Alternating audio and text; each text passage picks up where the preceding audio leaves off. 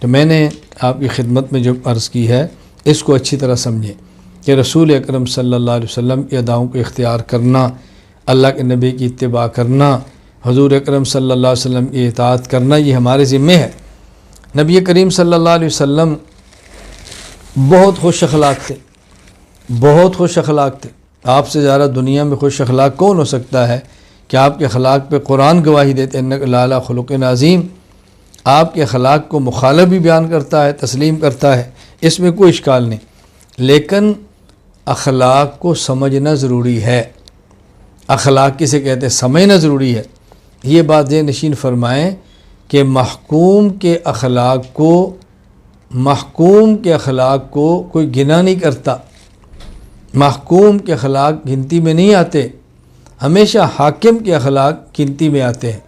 جو ماتحت لوگ ہوتے ہیں ان کے اخلاق کو گنا نہیں کرتے، اور جو بافوق اور اوپر والے ہوتے ہیں ان کے اخلاق کو گنا کرتے ہیں۔ رسول اکرم صلی اللہ علیہ وسلم مکہ مکرمہ میں تھے تب بھی اخلاق تھے، مدینہ منورہ میں تھے تب بھی اخلاق تھے۔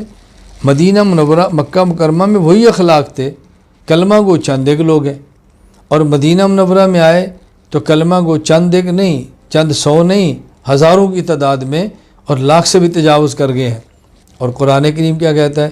اذا جاء نصر اللہ والفتح ورأیت الناس يدخلون فی دین اللہ افواجا۔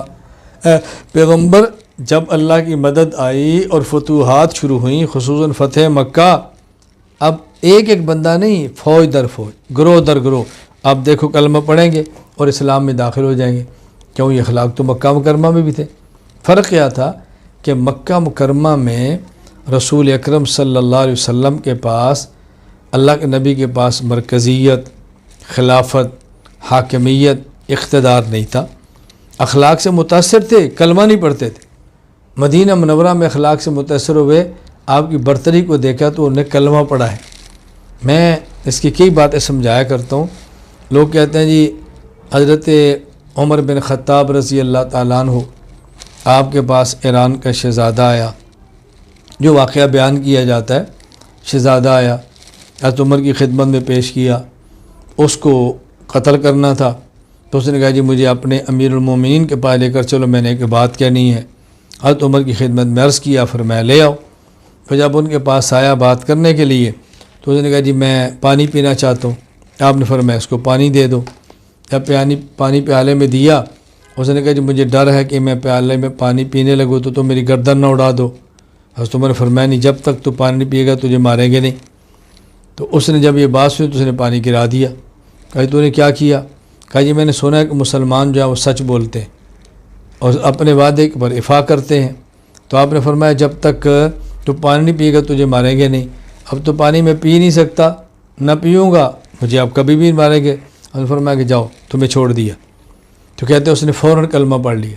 دیکھو عمر کے اخلاق سے متاثر ہوا، کلمہ پڑھ لیا۔ معلوم ہو کہ لوگ اخلاق سے کلمہ پڑھتے ہیں۔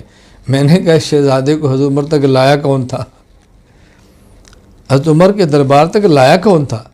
پہلے یہ وہاں سے گرفتار ہوا ہے، طاقت کے ساتھ یہاں کو لایا گیا، حضرت عمر کے سامنے پیش کیا گیا، اب اس نے اخلاق کو دیکھا ہے تو کلمہ پڑھا۔ کیوں؟ حضرت عمر گردن کاٹ سکتے تھے اور نہیں کاٹی، اب کلمہ پڑھا۔ اگر کاٹ ہی نہ سکتے اور پھر نہ کاٹتے تو میں دیکھتا ہے کیسے کلمہ پڑھتا ہے۔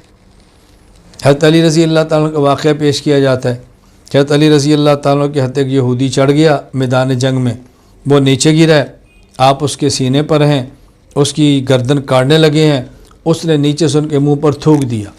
حضرت علی نے اس کو چھوڑ دیا۔ کہا جی کیوں چھوڑا ہے؟ کہ پہلے میں ذبح کر رہا تھا اللہ کے لیے اور اب میں نفس کا غصہ شامل ہو گیا، لہٰذا میں نے تو چھوڑ دیا۔ اس نے ان کی اخلاق دیکھے تو کلمہ پڑھا، پتہ چلا کہ بندہ اخلاق سے کلمہ پڑھتے ہیں۔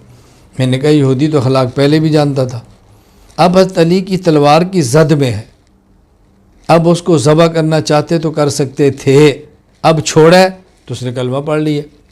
اور اگر ذبح کر ہی نہ سکتے کہ میں نے تجھے معاف کر دیا ہے تو کون کلمہ پڑھتا؟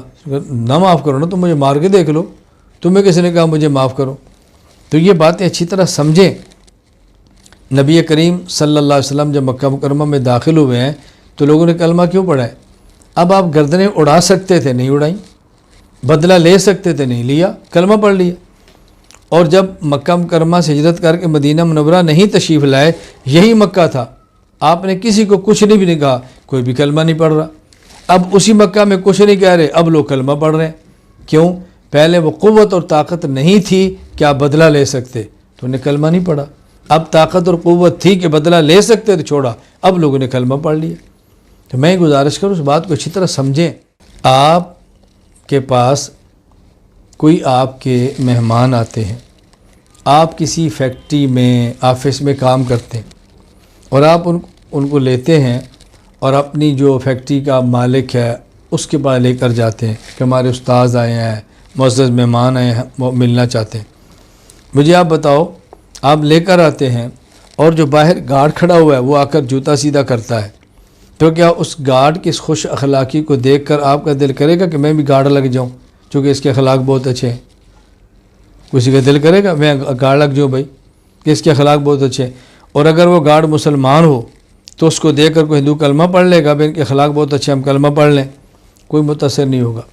وہ سمجھیں کہ نوکر ہے، ٹی سی کر رہے ہیں، اس کا کام کیسا ہے جوتے سیدھے کرنے کے۔ لیکن اگر آپ لے کر جائیں اپنے کسی بڑے کو اور جو مل کا مالک ہے، فیکٹری کا مالک، وہ آئے دروازہ خود کھولے اور آپ کے بڑے کے جوتے سیدھے کرے تو پوری فیکٹری میں دھوم بچ جائے گی، یار کیا سیٹ ہے، یار کیا خوش اخلاق ہے، کیسے اس نے بچوں کے جوتے حضرت کے جوتے سیدھے کیے۔ اب اس کو دیکھ کر اگر مسلمان ہے تو کئی لوگ کلمہ پڑھیں گے کہ یار مسلمان ایسے بھی ہوتے ہیں۔ تو میں صرف گزارش کر رہا ہوں، اخلاق کا عمدہ ہونا بہت ضروری ہے، لیکن یہ جو ہم کہتے ہیں نا کہ اخلاق سے اس دین پھیلتا ہے، یہ تب ہے جب آپ حاکمیت پر ہوں۔ محکوم کے اخلاق کو دیکھ کر لوگ کلمے نہیں پڑھا کرتے، حاکم اور برسر اقتدار اور بڑے لوگوں کو دیکھ کر کلمہ پڑھا کرتے ہیں۔ باقی اخلاق تو ہر حال میں اچھے ہونا ضروری ہے، ماتحت ہے تب بھی، مافوق ہے تب بھی، آپ غلام ہیں تب بھی، آپ مالک ہیں تب بھی، آپ نوکر ہیں تب بھی، آپ مالک ہیں فیکٹری کے تب بھی، وہ تو ہونے چاہیے۔ لیکن جو درست بات ہے میں وہ عرض کر رہا ہوں، ان باتوں کو ہمیں اچھی طرح سمجھنا چاہیے۔ اللہ تعالیٰ ہمیں یہ بات سمجھنے کی توفیق عطا فرمائے۔